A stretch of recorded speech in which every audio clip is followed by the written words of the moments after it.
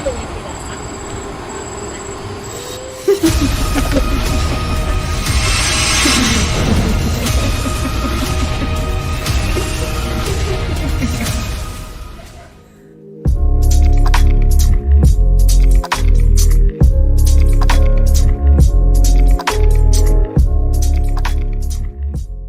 Assalamualaikum warahmatullahi wabarakatuh. Salam olahraga, bangga Tangsel juara.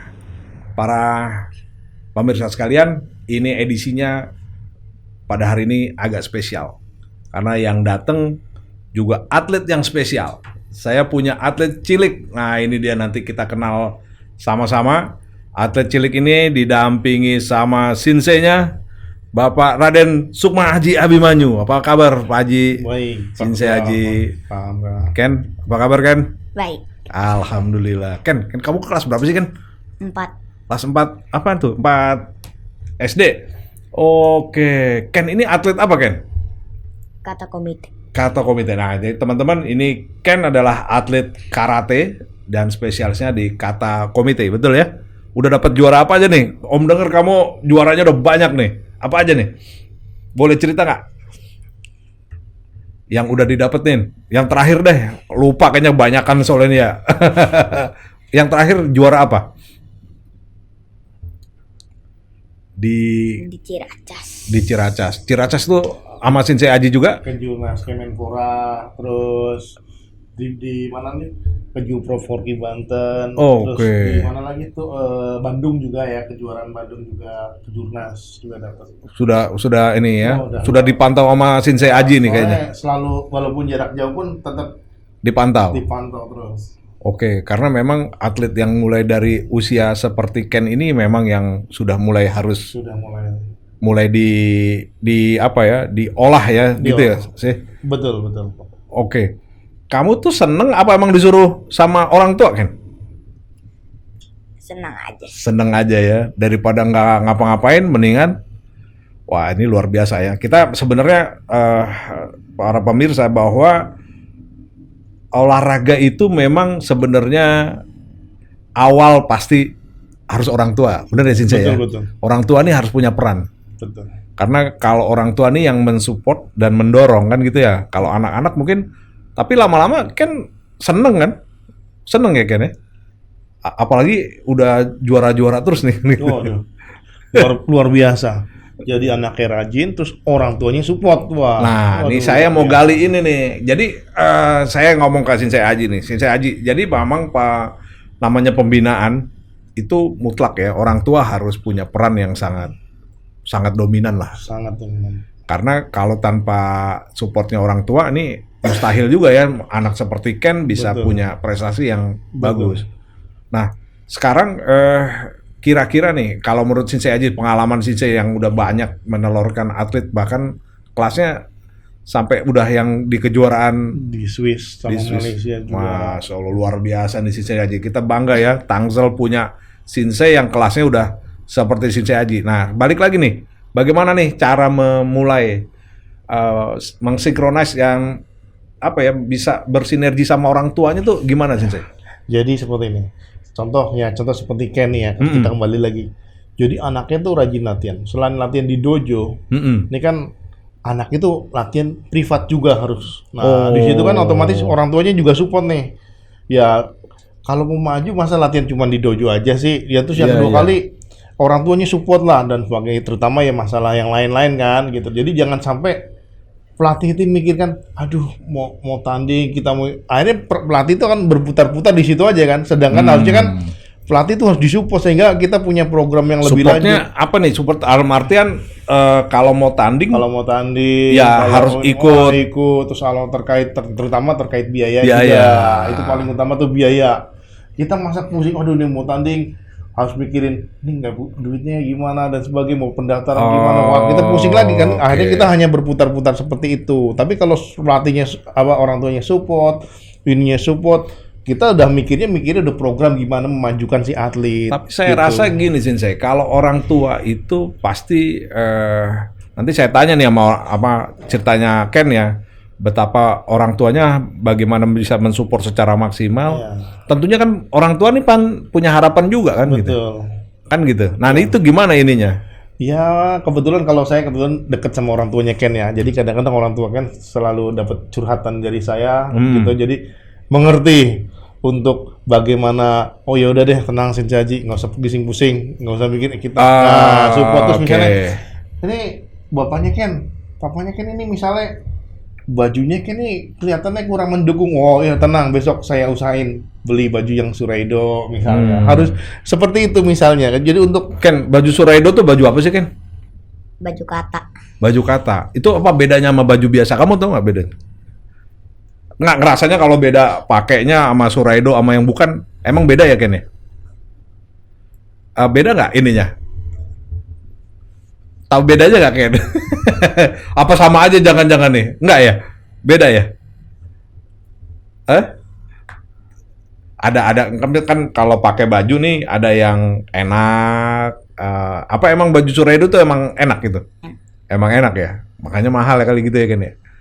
Tapi kalau udah pakai itu kelihatan lebih pede. lebih pede ya. Lebih pede. Nah, berarti kalau udah dibeliin baju Suraido harus prestasinya juga keren. Ya, gitu ya? Iya. Oh, oke. Nah, Sensei Haji, balik lagi nih. Jadi kita sepakat ya bahwa peran orang tua itu memang sangat sangat sekali. sangat dominan dan luar biasa. Dan itu juga yang saya lihat nggak hanya di karate, tapi di cabang-cabang olahraga lain, peran orang tua ini emang nggak bisa dikesampingkan. Tidak bisa. Mereka emang sangat luar biasa. Sangat luar biasa. Jadi memang kalau atlet jadi menjadi atlet nasional katakanlah, itu memang nggak lepas dari Orang tua. peran orang tua ya. Bahkan ada orang tua yang kalau latihan itu selalu nungguin loh sampai kemanapun tanding, selalu nungguin itu. Iya. Jadi memang tidak lepas keberhasilan mereka, salah satunya orang tua. Oke. Betul itu kejadian. Ken, kalau kamu bertanding seneng ditungguin apa seneng berangkat sendiri? Ditungguin. Berarti kalau ada mama atau abah gitu lebih seneng ya.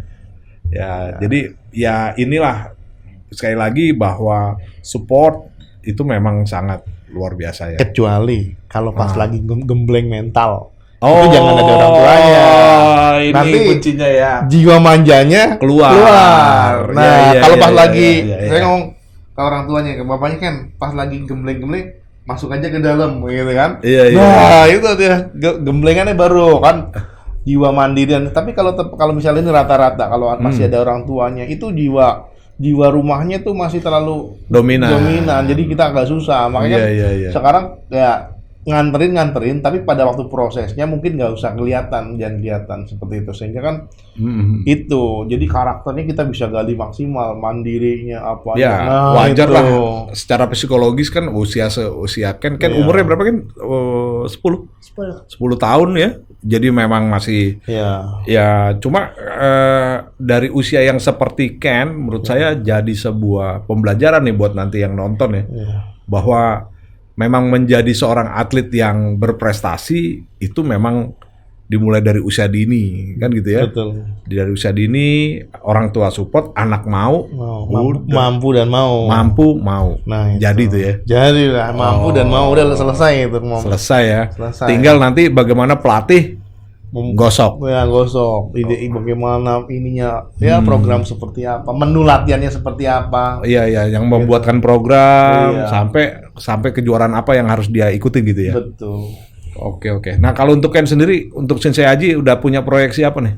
Ya banyak sih gitu ya. Yang dalam waktu dekat kira-kira ada nih O2SN. O2SN ya. Olimpiade Olahraga Siswa Nasional. Oke. Kira-kira Ken udah latihannya apa nih persiapan O2SN? Tiap hari apa aja latihan? 2 minggu sekali. 2 minggu sekali pagi? 2 minggu sekali. Salah. Seminggu 2 kali. Lebih mungkin. Bisa lebih. Tapi Ken itu happy aja ya. Enak-enak aja, enjoy ya Ken ya.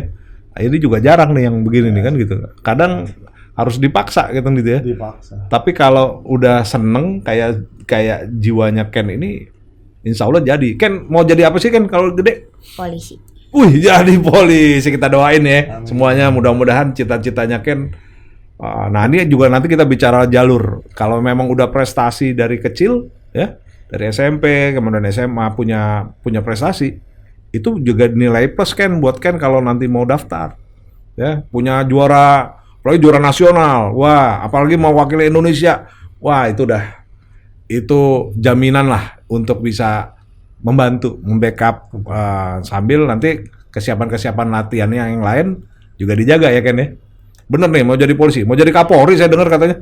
Ya, Kapolri kan, gue keren. Ntar kan Om sama Sensei jadi bangga nih. Oh, dulu yang kita wawancarin jadi Kapolri loh, keren.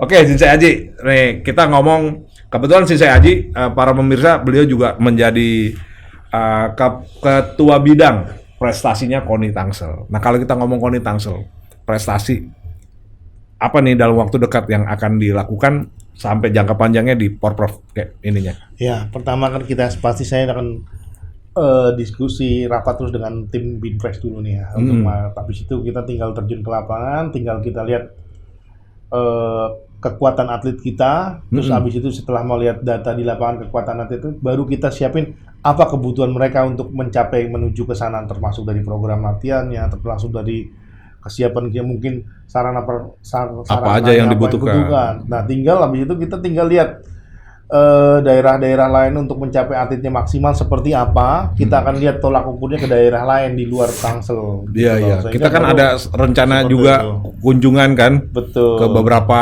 KONI kota dan kabupaten di Jawa Tengah, di mana Jawa Barat juga.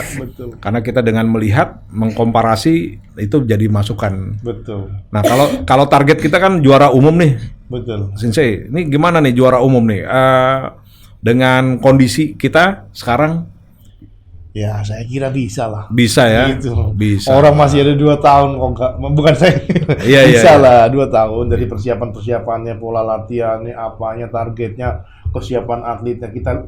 Lalu kita harus punya juga namanya melihat dari sana melihat kekuatan musuh juga. Kita punya datanya, kekuatan prestasinya bagaimana, tinggal kita melengkapi itu. Nah, itu memang ada di bidang prestasi tuh kan ya. Jadi ada intelligence spot. Seperti itu. Jadi kita punya ngintip-ngintip lah kekuatan. Harus seperti itu, dengan ngintip kita tentunya bisa menyusun program untuk bagaimana kita merespon kan gitu ya. Dan besok di Binpres kita sudah ada support ya, alhamdulillah kita syukuri. Jadi kita tuh selalu syukuri yang udah kita terima kan itu ya. Kita sudah menerima hibah untuk kegiatan di Binpres juga nanti bisa nggak kayak dulu nih, nggak kosongan lah istilahnya. Nah, alhamdulillah itu kita syukuri. Mudah-mudahan bisa mendongkrak prestasi dari teman-teman cabang-cabang olahraga. Tinggal ini Pak Ketum, mungkin cabur ini harusnya support juga, jangan menjadi sebuah malah mempersulit kita untuk bergerak gitu kan. Jadi kadang terlalu konkretnya ini, gimana tuh? Konkretnya gimana? Ya, diharapan ini ke teman-teman cabur nih. Harapan temannya itu support kita lah. Jadi jangan kita gimana cari solusinya untuk yang terbaik. Jadi bukan terlalu frontal dan sebagainya. Kita solusi ayo kita bareng-bareng untuk memajukan. Nah, itu taunya nanti mungkin teman-teman di bidang prestasi turun ya. Turun mendata sehingga tahu kekuatan dan kondisi kita sekarang kan gitu. Sehingga kita nanti menyiapkan proyeksinya tepat kan gitu ya. Betul Pak Ketum. Ya, baik. Ini sebenarnya di sesi ini kita ada 2 sesi ya. Ini sesi pertama dengan Ken yang memang atlet cilik yang dipersiapkan. Nanti kita mudah-mudahan yang seperti ini muncul Ken yang lain di cabang-cabang olahraga lain yang bisa punya prestasi yang bisa membanggakan. Kalau saya melihat Ken menjadi sebuah prototipe buat saya terutama pribadi, melihat bahwa kalau pembinaan anak-anak dari usia dini sudah di program, insya Allah itu hasilnya pasti akan dipetik. Ya, apalagi udah ketemu senseinya yang pas. Ken sama sensei Aji dilatih galak nggak belum? Kadang-kadang harus gitu ya. Kalau bela diri nggak galak nggak jadi kan gitu ya. Tapi Ken tetap enjoy ya Ken ya. Enjoy ya. Mudah-mudahan Ken dengan harapan cita-citanya ya nanti kita lihat di videonya tuh ada Ken itu udah menurut saya anak umur gini bisa salto bisa yang lucu pada waktu O2S ya Pak Ketua. Ini kan waktu gimana tuh? virtual. Oh iya, lagi virtual. Masih waktu itu pandemi ya. Pas abis nyebutin nama salto. Wah, aku belakangnya salto. Jadi dia doang yang salto. Jadi, selesai ke belakang ke salto gitu. Ya, itu membedakan. Ya, mungkin bisa aja nanti kalau ada film action main seperti Kian Santang kan gitu kan Pak Ketua. Mau main film nih, Ken? Iya, serius nih. Nanti Om buatin kamu. Nah, asal jangan lupa jadi polisinya, nanti lupa kemana. Keenakan jadi artis. Oke. Sekali lagi ya, teman-teman semua, bahwa kita berharap di Tangerang Selatan ini muncul ribuan Ken-Ken yang lain ya. Ribuan anak-anak yang punya potensi dan prestasi. Dan inilah yang mengharumkan nama kota Tangerang Selatan, kan gitu ya. Iya. Dan khususnya pasti umumnya adalah Indonesia, bahwa anak-anak itu yang seusia seperti Ken, ya jangan cuma main game doang gitu ya, jangan main gadget doang. Gadget masih main nggak, Ken? Dibatasin ya sama Abah ya? Oh, dia batasin. Dibatasin karena biar punya aktivitas outdoor, aktivitas fisik yang seimbang ya. Anak seumur 10 tahun bisa salto, jarang loh. Jarang. Kan gitu kan, bisa punya, kamu ban apa, Ken? Coklat. Ban coklat. Q berapa ya kalau coklat ya? Q berapa kan? promosi. Promosi itu Q1, Q2 ya. Ke Q2. Ke Q1. Oh, Q1 ya? Q1. Oh, oke. Kan bayangin loh, dari umur berapa sih kan udah mulai, umur segini kamu udah Q1. Umur berapa mulai karate? Masih ingat nggak? Umur berapa tuh? 4, pas mau ke 5. Mau 5 tahun ya. Dulu dipaksa sih ya, pertama pasti ya. Bukan dipaksa lah, diajak kan. Bukan, Pak Ketua. Gimana? Waktu di dalam perut, bapaknya dia bilang, besok karate ya. Gitu Pak Ketua. Iya. Gini. Begitu lahir udah. Begitu lahir langsung pakai baju karate sabuk hitam mungkin.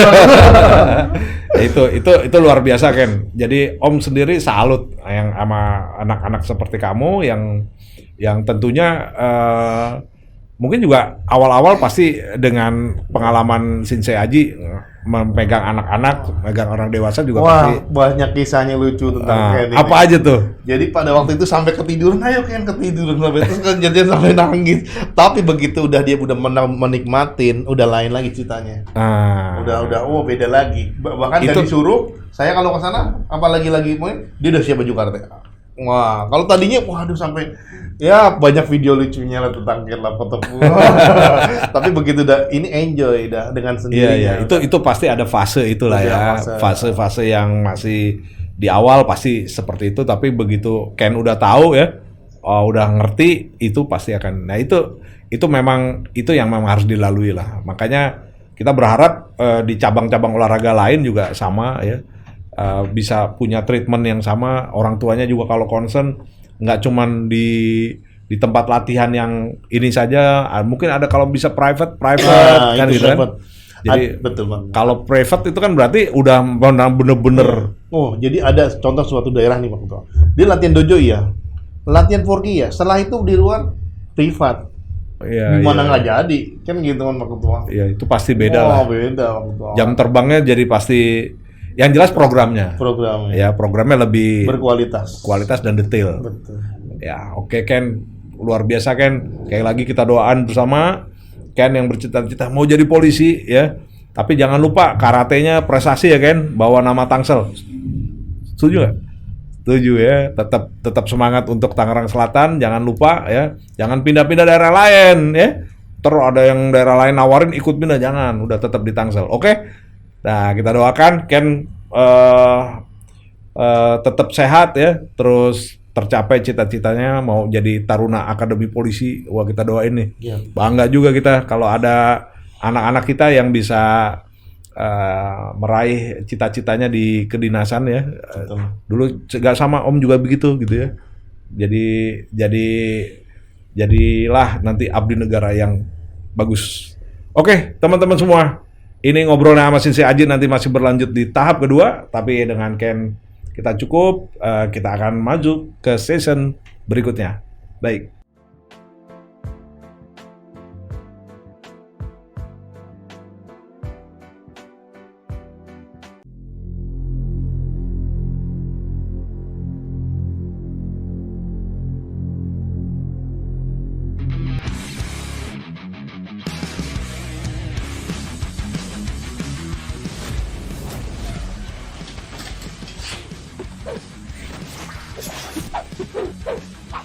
Hai, nama saya Ken Rizya Fadil Rahayu, biasa dipanggil Ken. Ken sekarang berusia 10 tahun.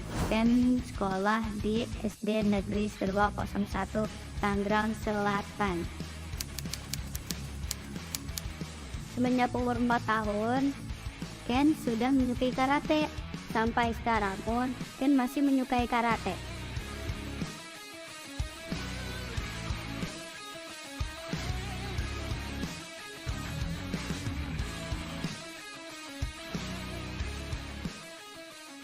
Tiap sore, Ken masih sering latihan di rumah sendiri.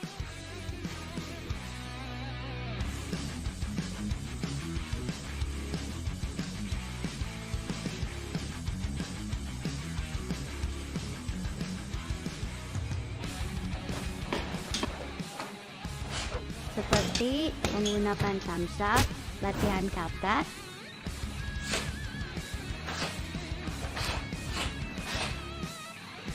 latihan komite,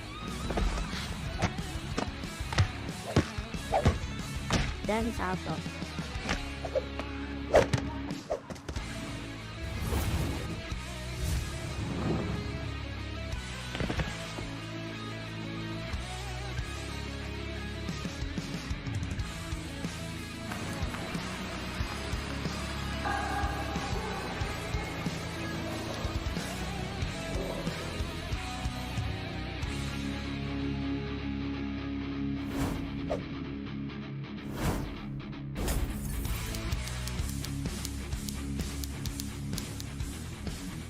Dari tahun 2019 sampai 2023, Ken mendapatkan penghargaan juara 1.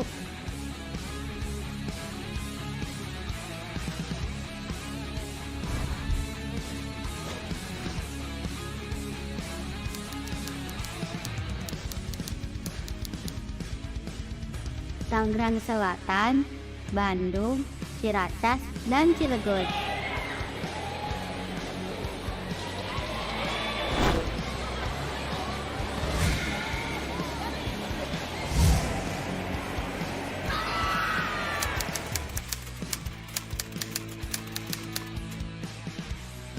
Ken sudah mendapatkan beberapa penghargaan berupa medali emas, medali perak, dan medali perunggu.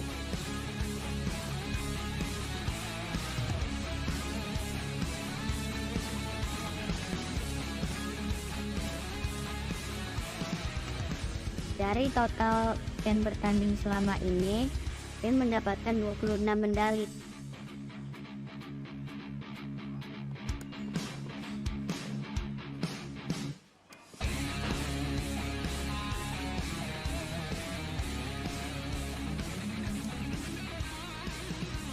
Selain karate, Ken juga hobi dalam seni berakting. Ken pernah membintangi di film Sahabat Hayalan dan Anak Kunti.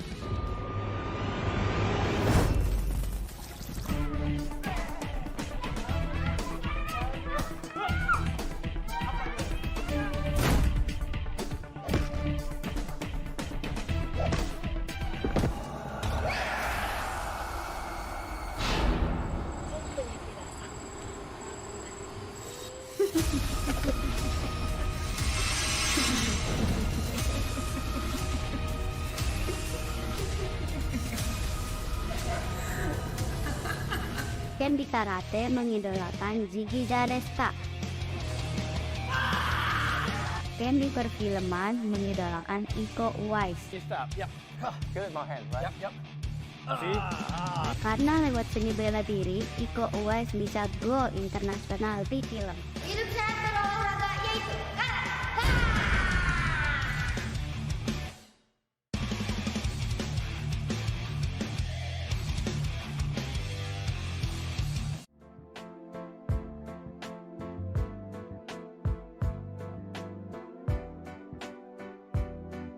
Oke, teman-teman Sobat Bang Taja, kita masuk di sesi kedua. Tadi sudah dengan atlet cilik kita, sekarang dengan atlet yang sudah lebih besar ya, yang memang prestasinya sudah ketahuan nih teman-teman yang di depan saya nih.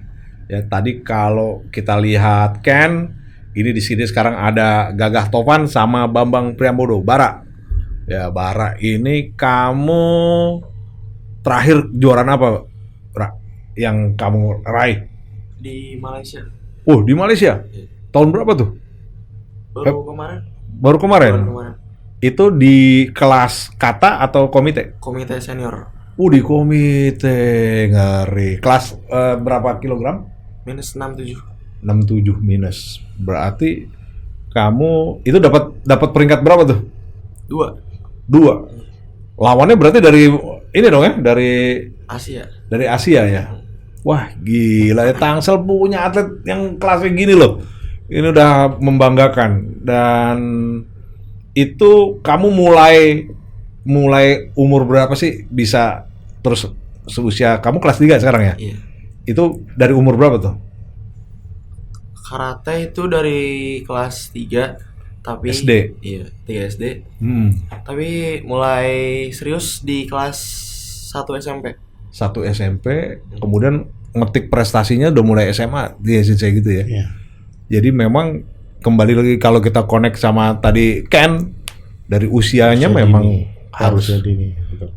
Oke. Kalau Gagah, Tovan juga sama nih. Dari umur berapa? Kamu kelas berapa sekarang? Kelas 2 SMP. 2 SMP. Wah, ini masih lebih di bawahnya Bara ya. Iya. 2 SMP. Itu sama, dari kecil juga udah ya kembali. Dari TK malah. Itu yang makanya saya bilang, berarti memang dari usia dini memang harus sudah mulai.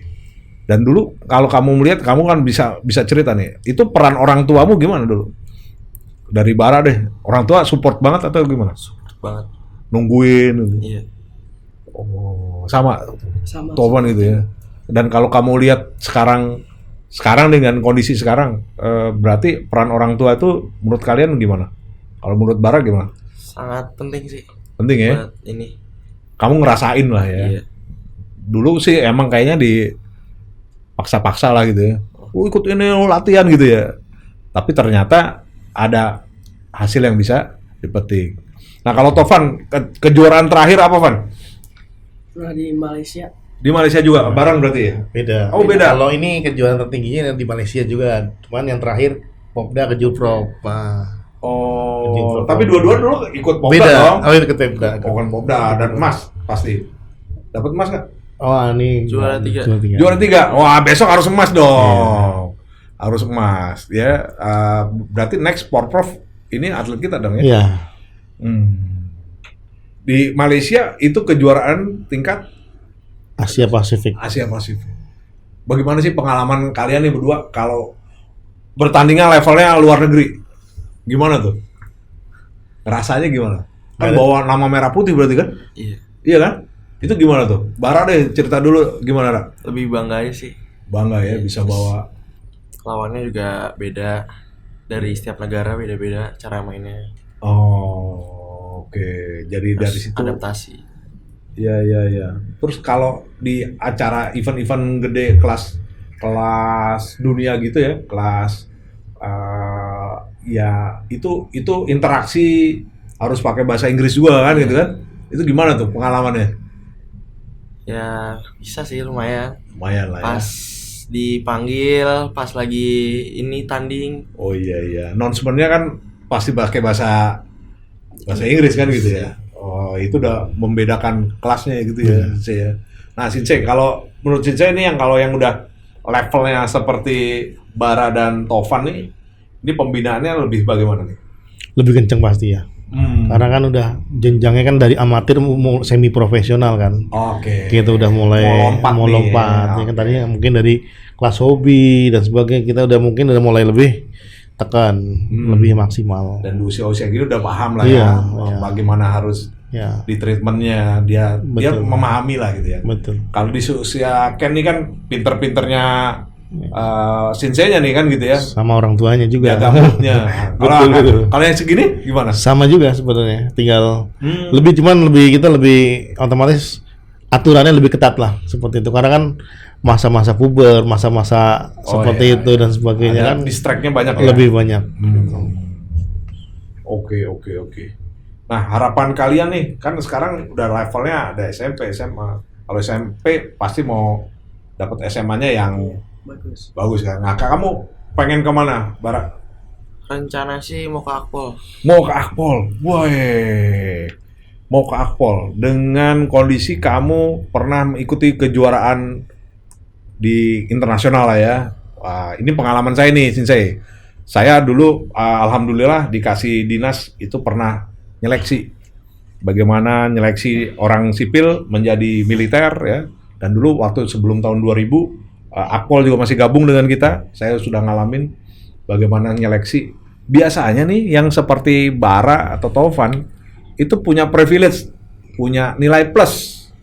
Ya, nilai plusnya itu harus kamu jaga, Bara. Jadi punya nilai plus bahwa kamu pernah bawa nama Indonesia di kejuaraan tertentu. Kemudian kamu punya kelebihan bela diri, itu juga punya kelebihan tertentu. Karena apa? Nanti kalau kamu masuk Akpol ya, di level akademi itu kita ada pertandingan juga, Shinsei. Betul. Jadi ada pertandingan Antar antar militer. akademi. Oh, ya. Nah, itu namanya Porsitar, bukan olahraga integrasi taruna.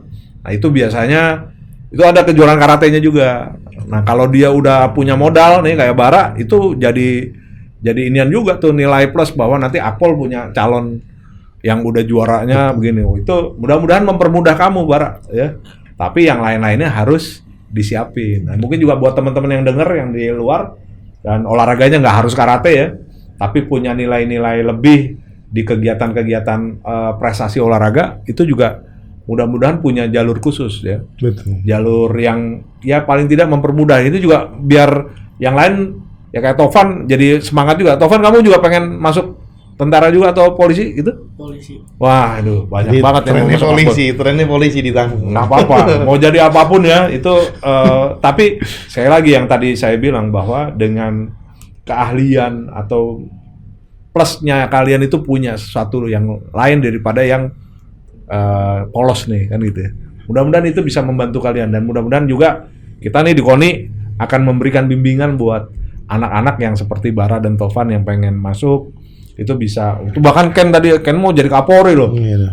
Mudah-mudahan malah Ken jadi Kapolri kan misalnya itu kan. Mudah-mudahan kita doakan. Jadi bisa punya kelas khusus lah untuk mentreatment teman-teman atlet yang mau masuk ke jalur. Ya, ini mudah-mudahan dengan pengalaman. Kebetulan atlet-atlet kita rata-rata masuknya pakai jalur prestasi semua nih. Ya, Ke sekolah. kuliah juga sama ya. Ke sekolah, kuliah. Sekolah. Ya, ini jalur prestasi semua. Jadi masuk ke sekolahnya SMP berapa? SMP Kamu 3, mau SMA berapa nanti? masuk jalur prestasi. Satu. SMA 1. Nah, ini masuk ke SMP, Bara, SMA satu juga. ya? Satu. Oh, oke. Iya. Itu kan bentuk apa namanya? Bentuk apresiasi. Apresiasi. Kan? Bahwa kita pemerintah juga mengapresiasi. Alhamdulillah selama ini sih kalau yang dari SD ke SMP kita gampang ya.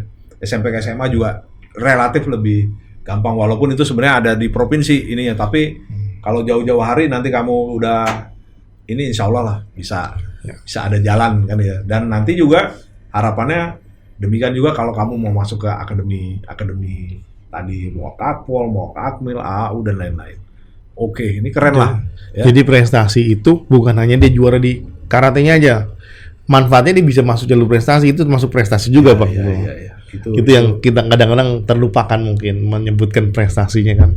Ya, Dia masuk kemana-kemana, itu prestasi juga sebenarnya kan. Itu prestasi. Iya, prestasi. Nggak semua bisa begitu. Iya kan, karena juara karate dia bisa masuk di universitas ini. Karena dia masuk sekolah ini. Iya. Itu prestasi. Iya. Sekali lagi bahwa tidak ada yang sia-sia. Tidak ada yang sia-sia. Manakala memang disiapkan, dilatih ya. Tentunya pasti akan ada buahnya lah. Nah, mudah-mudahan ya kalau sekarang kamu buahnya masuk ke SMA aja gampang kan gitu ya. Nanti masuk sekolah yang lainnya mudah. Dan tentunya mudah-mudahan saya sih sangat berharap ada atlet-atletnya Tangsel yang bisa masuk ke akademi. Wah, itu bangga banget saya. Dan mudah-mudahan bisa kita bantu, kita support. Paling tidak saya mengarahkan dengan pengalaman yang sudah saya ada gitu ya. Oke, teman-teman sekalian, mungkin itu saja. Atau ada sedikit tambahan mungkin dari Shinsei atau dari teman-teman harapannya untuk Tangerang Selatan untuk lebih prestasi, ada nggak nih? Ya, intinya dengan prestasi jangan lupakan jangan abaikan olahraga. Ya. Karena olahraga itu bisa membuat kebanggaan daerah juga gitu kan. Oh, Nah, oke. kalau Pak Hamka bilang dulu Pak Ketum, destinasi olahraga. Wah. Itu cita-cita kita masih ya. Dan dengan destinasi itu jadi suatu keniscayaan manakala kita tidak ada atletnya yang isi, ya harus ada atletnya kan gitu. Kita nggak mungkin ngundang orang dari luar, atlet Tangselnya sendiri nggak ada. Nah ini sebuah sebuah hal yang harus menjadi sistem, menjadi satu kesatuan. Jadi atletnya terbina dengan event-event kelasnya internasional gitu ya. Tangsel sendiri orang datang karena memang Tangsel punya fasilitas. Ya punya fasilitas, punya sarana pendukung, dan punya atletnya. Nah, ini mudah-mudahan ya. Kalau harapannya Bara untuk Tangsel apa Bara? Ada? Lebih maju lagi sih fasilitasnya. Fasilitas ya. Dan ini tunjangan-tunjangan mungkin Tovan apa Van? Kamu ada harapan nggak Van? Nggak ada. Harapannya kita makin bagus aja ke depannya. Iya. Tapi mudah-mudahan kalau di karate saya lihat pembinaannya sih sudah terarah lah ya. Tinggal mungkin prestasinya di Porprov nih yang harus dinaikkan kan gitu ya. Udah pernah main di luar negeri tapi di Porprov kita harus jos juga dan berjaya gitu ya. Oke. Saya kira cukup teman-teman Bang Taja semua. Ini obrolan kita dengan teman-teman dari karate ya. Mudah-mudahan ada manfaat, ada hikmah yang bisa kita ambil. Yang jelas sekali lagi bahwa sebuah kegiatan apapun memang harus dimulai dari sejak dini, dan tentunya peran orang tua ini adalah satu peran yang sangat luar biasa, memberikan hasil itu semuanya dari orang tua. Jadi support orang tua adalah elemen terpenting untuk menjadikan seseorang memiliki prestasi. Dan kalau sudah berprestasi tentunya membanggakan semua.